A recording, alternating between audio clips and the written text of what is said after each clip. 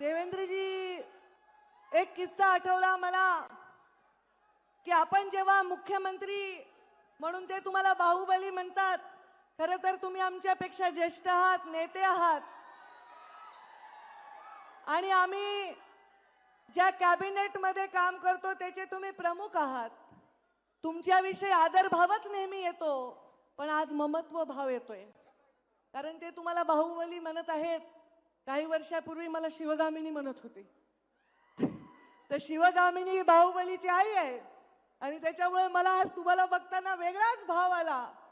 शिवगामीचं वाक्य असतं, सुरेश अण्णा धस कुठे गेले, जसं तुम्ही पिक्चरचे डायलॉग म्हणता, आम्ही पण पिक्चरचे डायलॉग म्हणतो. शिवगामीचं वाक्य असतं, मेरा वचन ही है मेरा शासन. आणि जे जाहीर वचन सुरेश धसांना मी दिले तेच माझं शासन आहे. ही गोपीनाथ मुंडेची लेक आहे. बोलणं एक आणि करणं एक आहे, माझ्या रक्तात नाही. आज हा कार्यक्रम सुरेश धसांनी आवर्जून उल्लेख केला. काय उल्लेख केला? 2003 मधला उल्लेख केला. 2003. देवेंद्रजी फडणवीस मुख्यमंत्री महोदय, आपण कदाचित ज्यांना लहानपणापासून पाहत आला ते प्रमोद महाजन आणि गोपीनाथ मुंडेंचा किस्सा सुरेश धस अण्णांनी सांगितला. अण्णा, मी पण तुम्हाला म्हणते बरं का अण्णा, तुम्ही ताईसाहेब म्हणत नाही. जशाला तसंच आहे आपलं प्रेमाचं नातं. इज्जत आम्ही देतो, पण मला आज आनंद वाटला की त्या 2003 चा उल्लेख झाला. आदरणीय मुख्यमंत्री महोदय, मी तुम्हाला आठवण करून देऊ इच्छिते, म्हणजे तुम्ही सांगू शकता की याचा उगम आपल्या पक्षाच्या नेत्यांकडून झालाय. या ठिकाणी एक सैनिकी छावणी होण्याची प्रस्ताव जॉर्ज फर्नांडिस मंत्री असताना झाला होता. आणि हे पोरं आता घोषणा देत आहेत, युवा आमचे उत्साही, ते कदाचित लहान असतील, रांगत असतील, जन्मलेही नसतील.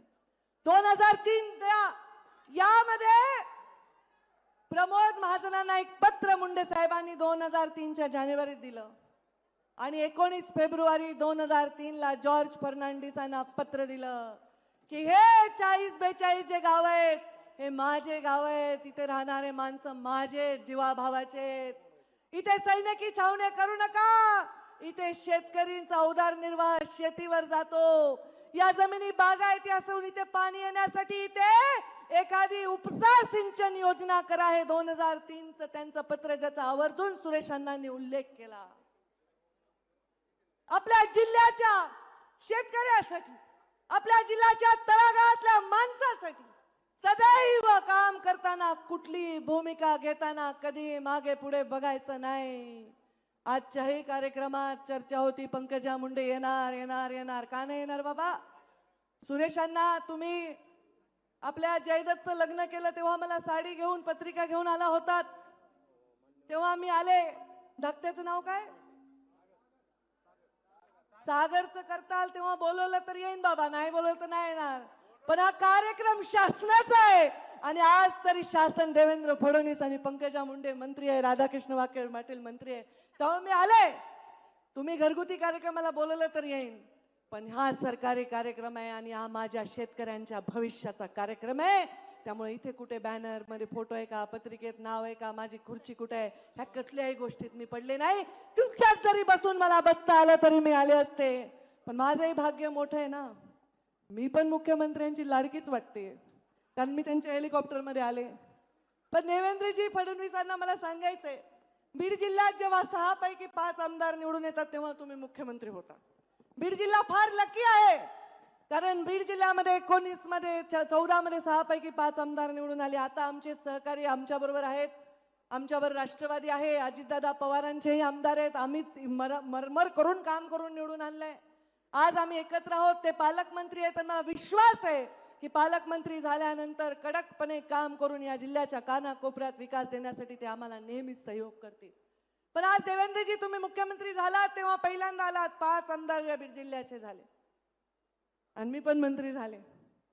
बघा मी मंत्री झाले आणि तुम्ही मुख्यमंत्री झाला, थोडं सल्लक आमचं पण आहे, पण तुम्ही मुख्यमंत्री झाल्याचा आनंद हा आहे, कुठला अभिनिवेश नाही, कुठला बडेजाव नाही. मला माहिती जेव्हा हे भाऊबिलीच्या घोषणा देत आहेत, कारण देवेंद्रजींना मी ज्या पद्धतीने ओळखते, तुमच्यापैकी मंचावरचं मला नाही वाटत तेवढं पद्धतीने ओळखतंय कोणी. देवेंद्रजी थोडेसे ओशाळलेत, थोडे लाजायलेत आणि हे त्यांना कदाचित फार अस्वस्थ करणार आहे. कारण काम करा, कामाने तुम्ही कीर्ती रूपाने उरा, हे संस्कार भारतीय जनता पार्टीचे राष्ट्रीय स्वयंसेवक संघाचे आहेत. आणि त्यामुळे आज त्या संस्कारात वाढलेला एक माणूस या राज्याचा मुख्यमंत्री झालेला आहे आणि माझ्या बीड जिल्ह्यामध्ये आले आहे. त्यामुळे मी येणार म्हणजे येणार. शेतकऱ्याच्या शेतात पाणी जाणार आहे, मी येणार म्हणजे येणार. तुमच्या डोळ्यातलं पाणी पुसायची वेळ आल्यावर कोणताही अभिनिवेश न ठेवता येणार म्हणजे येणार. कामासाठी, या जिल्ह्याच्या विकासासाठी, या जिल्ह्याची कॉलर टाईट करण्यासाठी कोणताही भेदभाव कधी करणार नाही. सुरेश अण्णांनी पण उल्लेख केला, 5 वर्ष मी मंत्री राहिले, पालकमंत्री राहिले, पण एवढा सुईच्या टोकावरची सुद्धा घटना कधी घडू दिली नाही. या जिल्ह्यामध्ये कानाकोपऱ्यामध्ये विकास करताना कधी कुणाचे जात धर्म विचारला नाही. सुरेश अण्णांसाठी देवेंद्रजी फडणवीस उभे राहिले आणि आम्ही रात्रीचा दिवस एक केला आणि तेव्हा त्यांना निवडून आणलं. ते म्हणले ते हरळ उगवली वगैरे त्यांची भाषा खरंच आहे. काम करणाऱ्या माणसावर हरळ उगवते जर त्याला पद नाही दिलं, आणि त्याला पद देत असताना कधीही कुठल्या गोष्टीचा विचार नाही करणारं काम आम्ही केलेलं आहे. आज या बीड जिल्ह्याचं नाव या देशामध्ये अनेक क्रांतीवीरांमुळे झालं, गोपीनाथ मुंडे, प्रमोद महाजनांमुळे झालं, या जिल्ह्यामधल्या अनेक नेत्यांमुळे झालं. इथे सांगितलं की केशर काकू क्षीरसागर एक महिला असून सतत खासदार राहिल्या, विमलताई पालकमंत्री राहिल्या, प्रीतमताई खासदार राहिल्या. त्यांनी सुद्धा या खुंटेपळची ईसी देण्यासाठी 3 दिवस बसून तिथे ईसी आणून दिली. प्रत्येकाने याच्यामध्ये योगदान दिलेलं आहे. कारण या जिल्ह्याच्या शेतकऱ्याच्या पाठीमागे या जिल्ह्याच्या प्रत्येक पक्षाचा, प्रत्येक विचाराचा, प्रत्येक जातीचा नेता उभा आहे. हे चित्र या राज्यामध्ये जावं ही माझी इच्छा आहे. देवेंद्रजी एकच वाक्य बनून सांगेन, हा जिल्हा आहे ना, जसा सह्याद्री कळला नाही मोगलांना, त्यांनी शिवाजी महाराजांना त्यांना वाटते हे मुठभर सैन्य घेऊन आम्हाला सारखे कसे हरवतात. सह्याद्रीच्या कराकपारीमध्ये फिरणारे मावळे कसे गायब व्हायचे, कसे यायचे, कसे आक्रमण करायचे हे त्यांना कळलं नाही. सह्याद्रीच्या अंगाखेंद्यावर खेळलेल्या शिवबा आणि त्यांच्या मावळ्या